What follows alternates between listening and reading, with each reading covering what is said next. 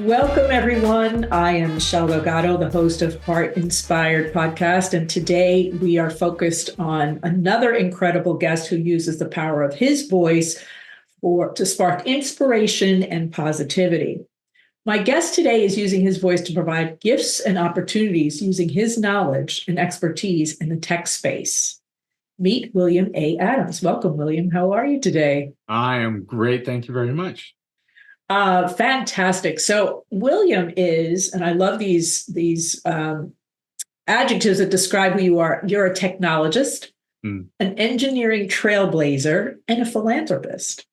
And today his focus is on Tequity, the creation of intergenerational wealth through equity-based shares of technology for women and minority-owned businesses. He is turning his years of experience and wisdom into actionable tools for the creation of modern-centered businesses. So let me share a little bit about William A. Adams' journey before he got to what he's doing today. With over 35 years in the tech industry, William has run his own company, been recorded in the Computer History Museum, which I didn't even know existed, so that's pretty cool. And served as the first technical advisor to Microsoft's current CTO, Kevin Scott. So, William, I'm excited about our conversation. When we first talked about the work that you're doing, all kinds of thoughts came to mind. First of all, technology has expanded so much these days. Yeah. And where is it going? And what are the concerns and the roadblocks? So tell us a little bit expand a little bit more about your journey and the program that you're doing today. Well, like you said in the intro, I've been in tech forever. I mean, professionally, it's 35 years, but I've been a tech geek since I was like 12, and I'm 59. So I was there before the first personal computers showed up. Okay. I was there playing with what we had back then was a Commodore PET. And then later came the Apple, the Radio Shack, the Atari, all these other sorts of things. And now here we are. So, I've just been in tech forever, and I've led, I've had my own company. I went to Microsoft. I did the corporate thing. I grew and was integral in growing technology. I wasn't just a passenger. I was in the thick of it. I was in Microsoft from 98 till 2022. That's the growth of the tech industry. Yeah. At least our modern tech industry. And I was doing key things in there. So all of that, towards the tail end of it, and it really started when I was about 40. Towards the tail end of it, it got to a point of, okay, I'm not just a geek kid with a computer in his bedroom anymore. I'm a responsible adult who has to ask the question, where is this going? What next? How do I serve humanity? Right? This is a life transition sort of thing, right? You mature and you stop just pursuing tech for tech's sake, and you start saying, why? What happens? How does this affect people? How do I help use technology to eliminate wealth disparities and injustices and blah, blah, blah, right? So in the last part of my years at Microsoft, I was formulating this concept. And then various events happened, like George Floyd and, the rise of Black Lives Matter and all these sorts of things start happening. And I asked myself, well, what am I going to do? Right? What is my civil rights moment? Right? What am I supposed to do? Am I out there on the streets protesting with everybody else? Or should I be doing something different because of my unique position and my experiences in the tech world? So I really spent a year thinking about that question. And it was a mix of, well, should I just give away all my money? Call it a day, done. Thank you very much. Or should I try to train people, or should I help them build businesses? And I just came up with this thing where I said, well, what's happening and what's going to happen and what's important for the future is that underrepresented minorities, women own a share of technology an equity share of technology, so that as tech rises, and it's rising, you look at the Forbes top 10 billionaires in the world, they're all tech bros, right? So, well, almost all of them. So Yeah. tech, if you don't own part of that rise, you get swamped by that tide. It washes over you and you drown. So let me show people how to get the ownership share of that technology as it rises, so that intergenerationally we can rise rather than be left behind, right? So that's the motivations and how I got to where I am today, and the initiatives I'm doing. You said a phrase, and I think maybe you should patent it if it's not already. Most people say for Pete's sake. You said for tech's sake. For tech's sake. And most of the time when I think of technology, I think of those days of being in a computer and you had to call, in an office, and, your computer wouldn't start or it froze or something. And it's like, call tech support. And it's like, you just want to throw it out the window. And so if I had that, for tech's sake, for that's tech's pretty sake. Cool. Okay, I'll start. I wrote it down, so I'll start saying it. Let's get that patent for you. Technology has definitely evolved throughout the years, like you mentioned, the Atari games, all of those things. Apple made the big boom. Microsoft, of course, is, they're all kind of competing.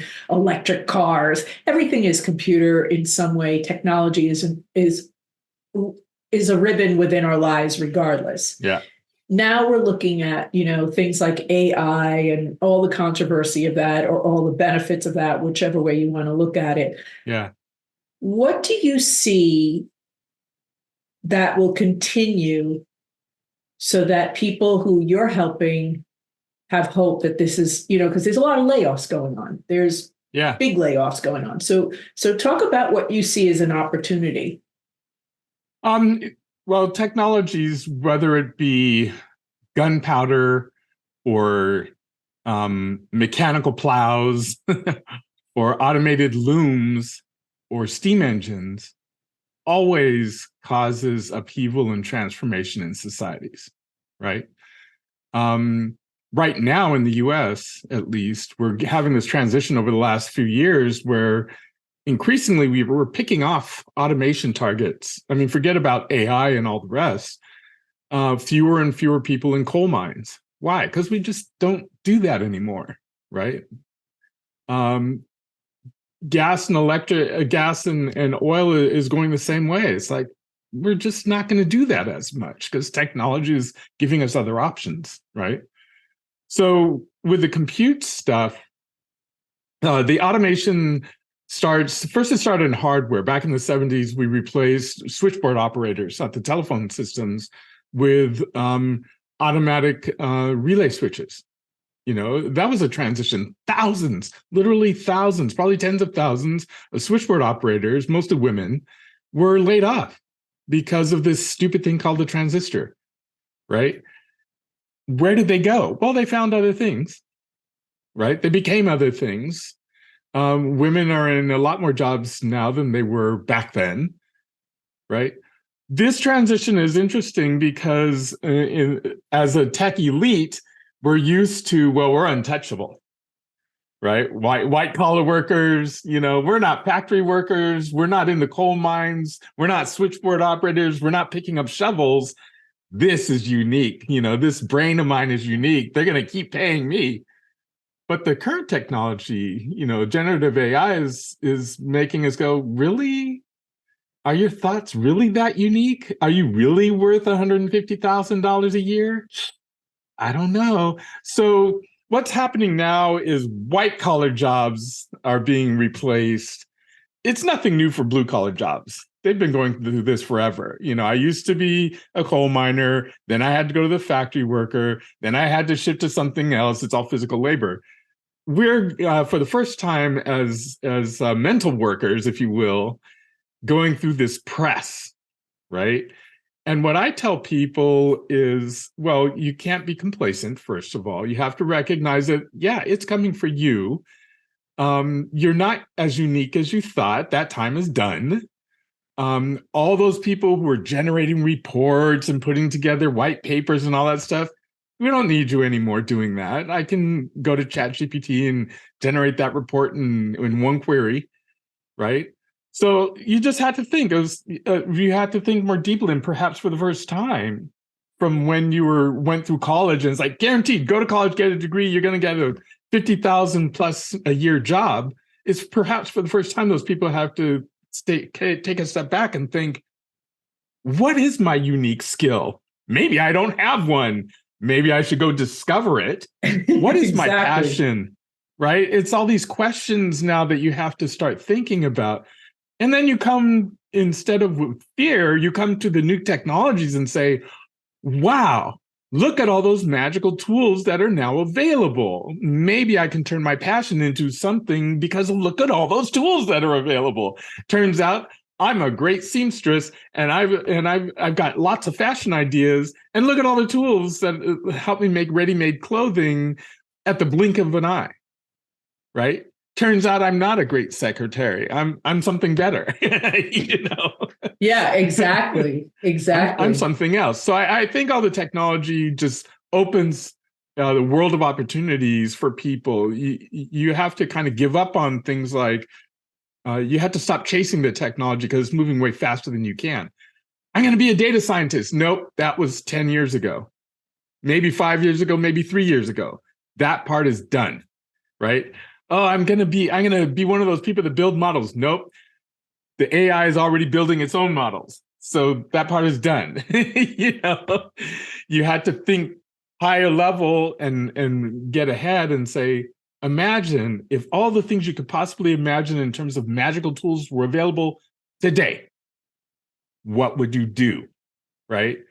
And it's a challenge, right? You all have to think about I see it as, I hope that it doesn't get discouraged. So do you believe that, young adults, college students, or people who are taking these tech courses, do they have to dig deep a little bit more in the creative mind and be more entrepreneurial? Yeah.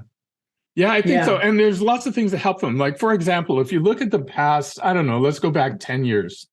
Whatever was required in order to create a business in the past 10 years, typical routes is like, oh, I need to go raise, 100,000, angel money, of 5 million, round A, 10 million, 50 million, $100 million, right? Before you had a thing that was viable. Nowadays, it's like, especially because you have AI, you have the cloud, you have all sorts of things, which makes distribution of software easy, at least. You don't need all that. You can get started much cheaper, right?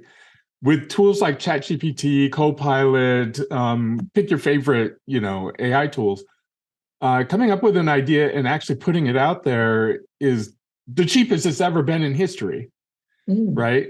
So now people can explore a lot more opportunities quickly to come up with an idea. It's like throw spaghetti on the wall, meet with your friends, try all, you have the ability to try all sorts of different things to find that winner rather than, oh, I got to go satisfy some VC, get some money. And then particularly for women and minorities, it's like, you're only going to get that money once. And if you fail, you're not getting it again. You're not the class of people that get to go again and again and again and again for the $5 million, right? Yeah. Well, when it's only $50,000 or $10,000, you can go again and again and again and again, right? So this environment creates a creative and competitive advantage for people who can just go again and again and again and aren't relying solely on their access to capital, right? So it levels the playing field. The technology comes along and says, capital is not that necessary. Look at all these tools that are relatively cheap or free. Go do your thing. Yeah. Right? Yeah. So tell us about the LEAP program that focuses on diverse hiring. And it was also a pretty big deal for Microsoft. Yeah, so LEAP is a program that was born out. We started in 2015. And the question we were trying to answer was, why can't we hire more diversely than we do? Right?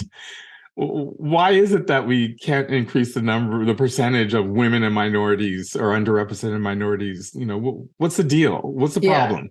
Yeah. And there's tons of problems in that space, and there's books and seminars and PhDs written on the topic, but I didn't want to go all do that. I just wanted to solve the problem. So I just looked around and thought, well, where's the bottleneck? Why aren't we hiring people? Is it the pipeline? Is it the hiring managers? Is it the qualifications? Is it the skills gap? What is it?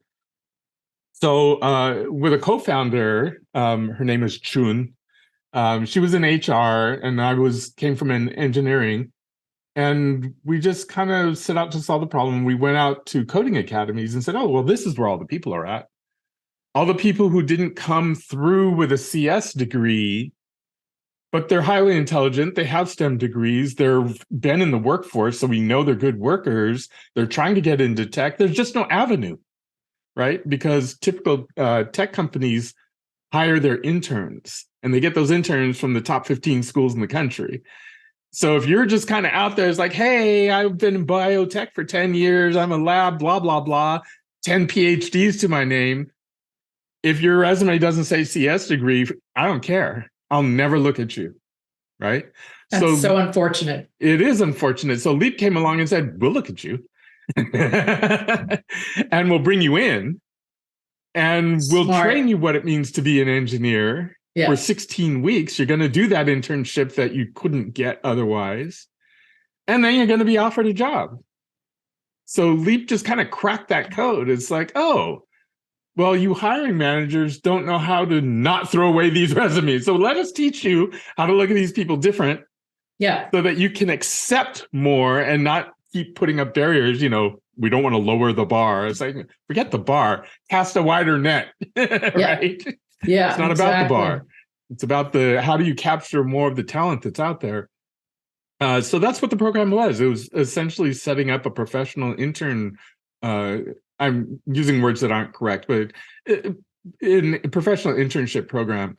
Now it's an accredited apprenticeship program at the federal level, and it's worldwide. And we've shown the rest of the industry how to do it, and other people are copying it, and it's all great because it expands the pool of people that can get into those jobs, right? And it's been 7 years now, 7 or 8 years. That's awesome.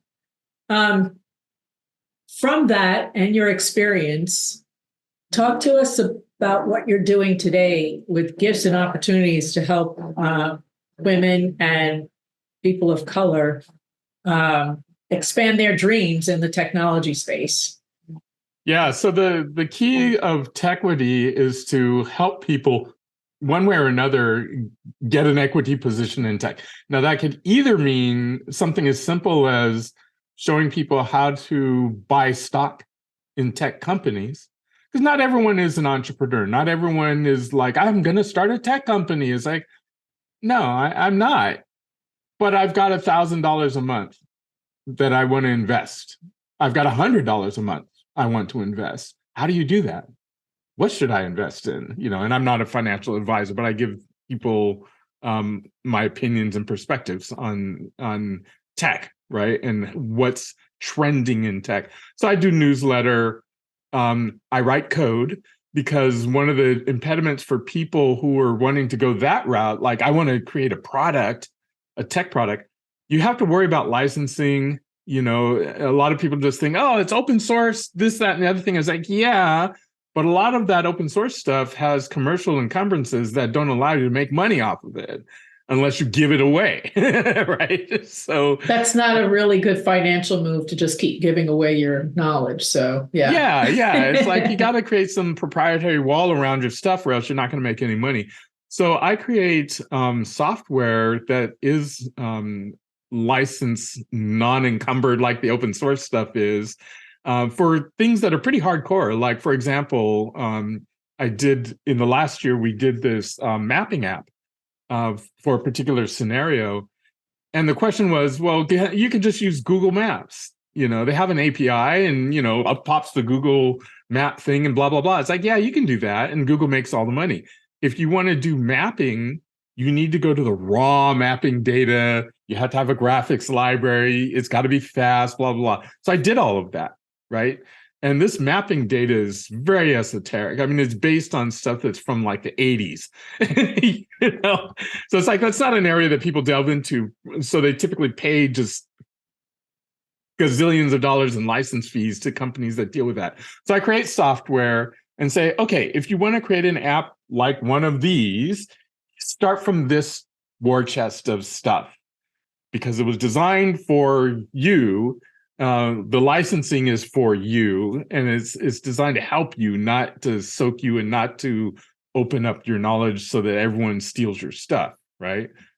So I do seminars with people, workshops, you know, how to do this, that, and the other thing. So it's just things like that. And in some cases, I'll actually invest dollars, right? Or I have a network of people around me who have money, and I'll say, hey, that thing over there, they need some dollars. Who wants to contribute 50,000 to that thing over there, right? So it's a network that's required. And then some cases, like, you need an admin. You need someone to help you with your taxes, or you're going to have a painful year. You need a programmer because you're an idea person. So it's just providing that network so people can reach out and go, I need help. It's like, okay, here's the network, right? That's really interesting that, you're offering not only just coding, programming, your knowledge, but then also solutions for what could be their problem in their own business. Right. And is it for those who are already in business or those who are aspiring to be in business? And how do you connect those dots? Yeah, it's both. I mean, how do people come to us at all? Well, here we are on a podcast. I might record my own thing. I might make a public appearance. There might be word of mouth. People come, right? They see us on LinkedIn or something. People reach out. It's like, hey, I'm doing blah, blah, blah. So some of them are aspiring, some of them are people who have jobs right now in tech or whatever. And they're like, I've been wanting to do something, but I just didn't know how to go about it. Right. And they hear this and they go, oh, I'm going to reach out to them and see if they can help me. Right. So it's both ways. That's great. Can you share a success story with us? I don't have anything I can point at that says those guys are making $50 million a year now. But it's smaller things. Yeah. And some of them are just people who are also helping other people. The biggest success is the thing I mentioned before, this mapping app. And it was an application that was to help small telecoms in rural areas. It was specifically the Caribbean, but it was meant for other people. So they could get a handle on, there's all these billions of dollars that the federal government has available to improve broadband access. So it was an application that helped them visualize their area and where all of their broadband access was or wasn't, where the public housing units were, because that's where they wanted to spend money, and where their physical networks were. And so it was a visualization app that helped some of those communities talk to the federal government and explain why they wanted to spend money here instead of there. Because if without that app, the telecom companies themselves say, no, just give all the money to us and we'll take care of everything. It's like, so they didn't have a voice, right? They didn't have a technical voice. So this app essentially gave them that technical voice. You mentioned something very interesting. In your advisement, do you teach or do you consult people on how to do their pitch when asking for fund money? Because it's not like Oliver, please, sir, can I have some more? What does that look like, and how you can't be shy, but you need to have a good plan in place. Yeah, there's a couple of times I've done. I have a couple of little decks that are essentially like pitch decks, like how to do a pitch deck, right? One of them describes money, right? Like, well, what is money? What are the different kinds of money you could go after? What is friends and family, angel, rounds A, B, and C, IPO? What is that kind of money? And then the second deck is, okay, here's what you need. You need to have a clear plan. You have to know what kind of money you're going after. You need to tell your investors what their payoff is going to be and in what time frame, So they're kind of like that. There's some sort of guidance, some sort of vocabulary, because a lot of times people don't know what is money. How do you get money? Where does it come from? Oh, you just pluck it off the tree. It's like, it's back in the oak tree in the backyard. Don't you know? Yeah, you just climb up there, grab some out, or dig up grandpa's jar from the, Right. and there it is. So talking about what money is, where it comes from, how it flows, what people's expectations are to give it, or not. And then how to put together the pitch so you can ask for it, right? What are the roadblocks that you see? We talked about there's these layoffs. What should those who are in a job or, have been laid off, what should they be doing and what's their hope? First and foremost is to not assume you're going to get your job back. That's the first thing. And it's hard for people to understand, particularly us white collar workers, because we've never experienced this sort of thing. Layoffs is like, usually because a company goes out of business and you go to the next company, right? It's like, oh yeah, we got laid off, but Facebook is hiring, or Google's hiring, or whoever mid-tier companies are hiring. There's always somebody hiring. So you can just shift to the next company. But now they're all doing it at the same time. Why? Because the fundamentals have changed, right? With the rise of generative AI, I myself have observed that my coding is 30 to 50% more productive. So it's reasonable for those companies to think, perhaps, hey, I need 30 to 50% less workforce, right? Now, they do it the wrong way, is that they get rid of all their senior people and they hire more college people that don't know anything, which is exactly what you don't want to do in this environment. But whatever, they're going to lay people off. So the best thing anyone can do while you still have a job, preferably, is learn the new tools, right? And I'm going to keep saying ChatGPT because that's the one I know the most. Get a ChatGPT account, play with it, understand where the state of the technology is today. And that's not the only thing. That's just conversational computing where you can type in a query and it can give you an answer. There's other things where you can generate images. There's other tools that AI helps you edit a video or produce a memo. There's just all sorts of tools out there, right? So my first thing, or I guess my second thing of advice, is learn the current state of the tools so that when you rewrite your resume, you don't just list all the old stuff that no one cares about anymore. You say, I use ChatGPT to do the following. Good point, because ChatGPT, Google they all have it now. And, right. Companies are incorporating that more and more with their marketing, with their everything, with their pitches, with their, their data. Yeah. So, somebody who may have that experience working in a company before, bring that experience, skill up, I guess is the word we should use, to be able to take that and bring value to maybe those mid-sized companies that have been in the dark, because they've relied on third-party big guns and, they're just so advanced, who knows? Right. And there's huge value that can be gained quickly by learning just a little bit. And like you said, it's the mid companies. The big companies, like, don't worry about them. They're on a different path. They're going to hire a bunch of robots. Don't worry about them. But it's all the mid companies that aren't Microsoft that are like, what should we do? We're so small and our margins are so thin. We don't have time to have an expert in ChatGPT, but I've heard about it and I know we're supposed to use it somehow. So your resume says on it, here's ChatGPT, here's what you can do with it.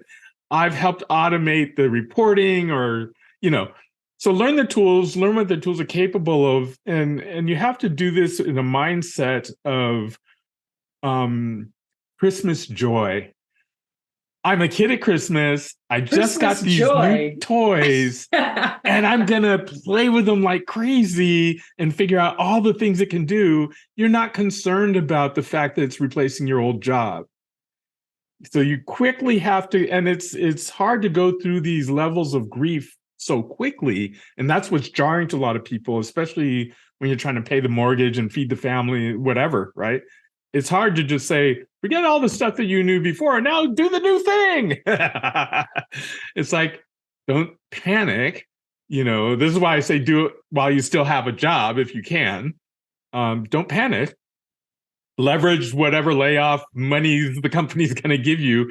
Don't spend your time in a bottle, saying, woe is me, if only, and maybe I can get my job back. It's like, forget that. Learn the new tools, learn the limitations of the new tools, learn your expertise in the new tools, and don't be afraid to do something different, right? It's like, I spent all my years programming. Well, that's not valuable anymore, because I can just ask ChatGPT, how do you write the code to do the following? And it can come up with 100 lines of code in a second, right? And that could be for even someone, I'm pretty tech savvy when it comes to figuring things out, like a new tool, a new technology that I have to use in my business, whether it's a CRM or, something else. I self-taught up to a certain point, and then I get frustrated. And then I Google or I YouTube, whatever, Yeah. which is, those are like the two techs for me to figure things out. Would you say that that's also the case for these business owners? But what if they don't have time? Should these tech people who possibly have laid off, should they be focusing on, okay, I can solve your problem, but financially it's not going to be as rewarding? Yes, It no, might what not. do you think? It might not. And it might be that you may or may not get the one gig at the one company and have lifetime employment. You might be better off as a consultant, right? I have a virtual digital assistant. She has, I'm a big client for her, but she has 2 or 3 clients. So it's not all one source, Now that's the way she's been set up forever, but it may be that more and more jobs are like that. It was like, yeah, single sourcing to a single company and assuming you're going to get it all from one place. Maybe that's just not the way it is anymore. Maybe you do need a client base. Right. And what's going to be a challenge with that, my age, your age, we're used to having that corporate job with insurance, with a 401k. Yep. So then there's the education of how do you be a successful contractor, right, to pay your own insurance, invest, because the money comes in, you got to pay it out, your taxes and everything else. Ideally, if you can get a job that's a contractor, but you're paid as a W-2, if you're not used to being an entrepreneur, that might be the safe bet. But side hustles and being a contractor is huge right now. And it's career coaching I'm doing, it's like you've got to think that way. You can't think about, I need a job 9 to 5 and I want to work remote and I want to work the hours I want to work and I want to make $250,000 a year. Good luck. Good luck. Yeah, exactly. Good luck with that. Yeah. I mean, it's a mindset shift. Mm-hmm. And like I said before, not everyone's an entrepreneur. So if there's, we're talking about things people can do, it's jarring to shift like this. Yeah. But realistically, it's a matter of survival. I mean, we are literally at the point where the coal miners were, as we're busy saying we're not doing that anymore. Yeah. Right. And you can either choose to re-educate or not. Yeah. Now, to be hopeful, I think, like I said before, it's easier than ever to use the new tools to get educated. Like you just said, it's like, you don't know something, go to Google, go to YouTube, go to ChatGPT. The answers are all there. Yeah. It's not like you even have to go to the library and check out a book. That's right. Like you can just type and get a century's worth of knowledge dumped into your head in 10 seconds. Yeah. I went to the library recently, about a month and a half ago, to take out 2 books rather than buying them. And I thought, man, this place is really dated in here. I mean, when was the last time they slapped some paint on or whatever? And I'm like, well, people aren't visiting libraries like they used to, know.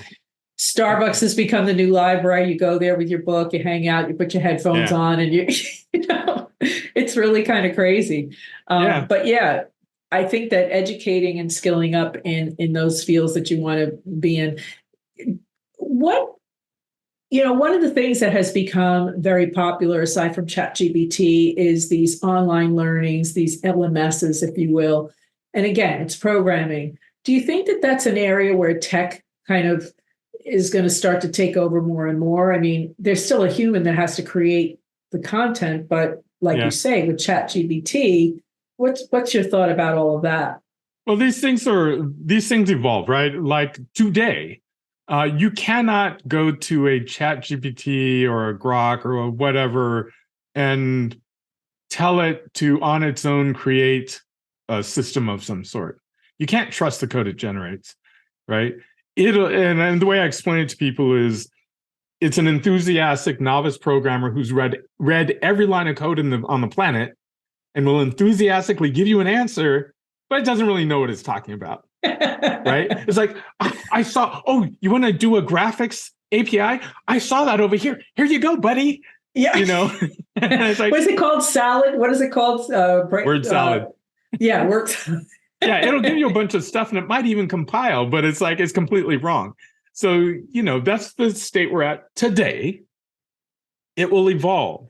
It's like, okay, people like me and other senior people will train that thing on how to validate its code. Then it'll generate better code. Then we're going to train it how to design a system. So you can just say, I need a system that does the following. And it'll go, okay, I gotcha. And I self-validated. I'm good now, So it's going to get out of its crazy enthusiastic novice stage to this more professional stage. And the people will transform with it. Today, programmers still need to be programmers. There's tons of programming that still needs to exist. These systems cannot be trusted. They need to be verified, blah, blah, blah. But it's going to evolve. And these same programmers are going to teach it how to do what they do, essentially, by example. So they'll get better. And then they'll start programming themselves. So then we programmers take a step back, and instead of worrying about typing on a keyboard and filling in hundreds of lines of code, we'll worry about systems design and what we need the system to do, right? So we have to get better at systems design and architecture and other things as the machine learns how to program itself. You have to get better at communication, right? I need to be able to take what the CEO is asking of me and what the market's asking in terms of features they want and translate that into something the AI can understand, Yeah. right? Yeah. And it's super duper important, and I've said this a million times, that humans have to be in the loop to ensure that the AI cares about humans, right? Because otherwise we end up with systems where we're not in the picture at all, and the AI optimizes for the AI, and the humans are like, yeah, oh, you guys are still here? So it's up to us to inject our humanity into these systems, or else they will not be humane systems, right? So we have to think about, well, what does it mean to be humane and humanity? Yeah. What is all that? How do I express emotion, desire, and all the rest? And this is our job right now, right? You mentioned coding, and it just reminded me when I was in the travel industry and I started out as an agent, we used code to access the GDS, which is the global distribution system, to book flights. It was all coding. In fact, the same platform, one of them, was the same one that the banks use, which hardly anyone really knew. And then it was about, I don't know, 5-6 years ago that coding was going away, and they were using, fill it, drop, what's it called? You fill in what's the city, and it would automatically do the code behind you. Yeah. Agents who grew up with codes, even, who are still there, were resistant to it because it's like, I don't know how to do that. What do you mean you don't know how to do that? It's easier to do it's code. It's easier than before. Right, because they do it for like 30 years. I used to type it in. And so doing it drag and drop, that's what it was, drag and drop. And so, but what was happening is it still wasn't smart enough. So sometimes when you wanted to do things very intricately, drag and drop didn't work. And then they cut off the other part. So it's like, well, how do you get the right answer? So to your point, you're just going to get gibberish sometimes. So you have to have that human intervention behind it. Yeah, Good so stuff. for the next few years, and of course it depends on which industry you're in and all that sort of stuff, but for the next few years, humans are going to be in the loop. There's still plenty of programming jobs if you want it. But for example, one of the things I'm doing right now, if we took a look at my office, you'd see like a robot arm over there and a 3D printer that I'm building over there. I'm looking at how do I go really deep into these machines and make them more accessible to AI? Because I want to up level my 3D printing is something I do. I want to up level the machine so that I can just tell it, I want you to produce one of these. And it'll go, okay, I got you, and done. I don't have to go into the design software and figure it all out and blah, blah, blah. I can just, the machine's smart enough to just go, oh, okay, I see that that's the iPhone case and you want a replacement for it. And I know how to do that. So, we've got a long way to go before that's our reality. But that's the continuum of where we're going. We're moving away from us coding. We're moving closer to us just thinking and materializing. And people who want to be engaged in this game can go along that curve and inject themselves wherever. You have to be careful not to inject yourself too far into the past. Like if someone came to me today and said, should I learn C#, which is a programming language? Should I learn JavaScript? It's like, learn ChatGPT and ask it to generate C# code for you. Learn how to direct the machine to do what you want rather than you doing it yourself. Right? What's going to happen with these teachings of the old? They're going to have to reinvent themselves as well. Oh, people like me? Well, no, I mean, the courses that are out there and the, computer science courses, they've got to be evolving at this point. I mean, yeah, that's a very interesting question. I mean, and you talked about learning management systems. Yeah. I mean, it's like I had this conversation just the other day with someone where we were talking about colleges and, education and all that. I said, the colleges are too slow. That's the problem. By the time, I mean, there are very few colleges today that teach, hey, here's a certificate in ChatGPT. But they need to have been doing that last year. And by the time they finally get around to it, we'll be on ChatGPT version 10.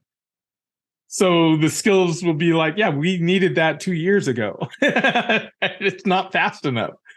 So we need a different way of educating people that is more integrative with the modern tools to say, let me show you how to use these tools to collaboratively get some solutions done, because whatever curriculum I created 10 years ago, it's not good enough. It's not fast enough. It's just not keeping pace with where the world is today. So I need to teach a different thing. And I need to teach adaptability as well, because it's like learning a single skill. When I was in college, we learned the C programming language. It's like, okay. And we taught ourselves, actually. Well, and then in the subsequent years, I've learned 10 different languages along the way. I'm always thinking to be adaptive, right? Where it's like, well, there's going to be, I mean, C, sure, I still know C and I still use C, but JavaScript came along and that was important. And then this other thing, and then this other thing. So you have to always be in the mindset of change is going to keep happening. I can't lock into this single thing and assume that's it. It's like the world's moving faster than that. You got to adapt, right? Yeah, adaptability is huge when it comes to technology. I mean, remember the days when you go to the supermarket and there was somebody who was going on the shelves and counting the inventory right on the shelf. Now I go to ShopRite in my town and there's this little robot. She walks around. Her name is Tilly, and she's moved around. She makes this cute little noise. And the other day I was in there and there was a box on the other side. And she knew to back up. I'm like, thanks, Tilly. And I'm talking to a robot, Yeah. She understood that she needed to get out of my way. Yeah. So, there was Alvin and Heidi Toffler were these futurists in the 80s, and they wrote Future Shock way back in the day. And it talks about all of this kind of stuff. And they were in the premier magazine, Next World magazine, way back when. And they were talking because Next Computers at that time was like all cheeky, like this is the future. So I think we're at a similar time today where it's like we're at a future shock moment where society is not caught up with the reality of where the technology is. And we need to take a step back because the natural reaction we'll have to it is what you're seeing now, which is people just like, the amorphous they are taking my job. It's like, it's not them, it's it. Technology, the it of technology is taking your job. Yeah, And we all need to recognize that and stop trying to beat on each other and figure out how we're going to, leverage the new magic, right, and how to we're create a better future for all of us. Exactly, right? Exactly. Wow. Well, William A. Adams, I thoroughly enjoyed our conversation. I can go on and on because I think in my subconscious, I'm a tech geek. I never was a real, enthusiast with the games as a kid, maybe because we just weren't given those games. We had other outlets, but in the tech world today of all the computer stuff and what's that new tool? I definitely am chasing a shiny new penny. So I can go on for hours, but thank you so much for all your insight. We have all of your contact information, but what is the quickest and what's the fastest way if somebody wants to learn more and have a conversation with you to further their field or their dream about technology and how to get a little piece of the pie, like you mentioned, as far as investing? My website, william-a-adams.com. There's all my social links are there and how to contact and watch other podcasts and other whatever. Everything's there. Perfect. We will have that in the show notes as well.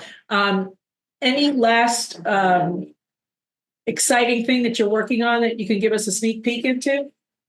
The most exciting thing I mentioned, off to my left over here is this robot arm that's like moments from being completed. That's probably the most exciting thing I'm doing because it goes back to my electrical engineering tinkering roots. And it's taking a different look at low level hardware and saying, well, if we go back at this from the ground up, knowing that AI is what it is today, how could we do this different? Yeah. Right. That's the most exciting thing I'm doing because it results in us creating tools that are modern, and I can hand them to these robot arms. Typically cost $6,000 or something if you just go out and try to buy one. But it's a tool that I can create and make available to communities for, let's say, $1,200. And I think it's important that underrepresented minority kids in the hood have access to robotics and AI. So I'm creating stuff that is accessible to a much lower economic stratum so that they can get a leg up and not be, in their 20s going, wow, I don't even know how a robot works. Like, now you did that when you were in elementary school because William A. Adams showed you how to do it. Awesome. So that's what I'm doing. That's great. Thank you again for being on the show. We will make sure all of your contact information is in the show notes. I wish you all the best with your robotic arm and all of your endeavors. Yes. But be well. Thanks so much for being on the show. Well, thank you for having me. It was wonderful.